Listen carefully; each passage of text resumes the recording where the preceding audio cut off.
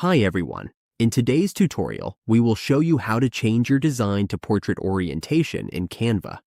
This is perfect for documents, mobile-friendly layouts, or vertical designs. Let's get started. On your Canva dashboard, here is an example of a Canva design. As you can see, it is currently in landscape mode. To change this to portrait, we will use the Resize option in the upper left of your dashboard. Once we are there, click the Resize button. Then select Custom Size. Since the design is in landscape mode, we simply need to swap the height and width values. We will enter 8.27 for the width and 11.69 for the height.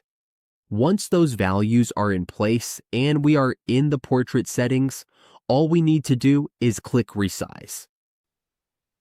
Now, we are unable to complete the resize here because we are on a free plan without a business subscription. But once we have that plan, just click Resize and the design will switch to portrait. And that is how we change to portrait orientation in Canva.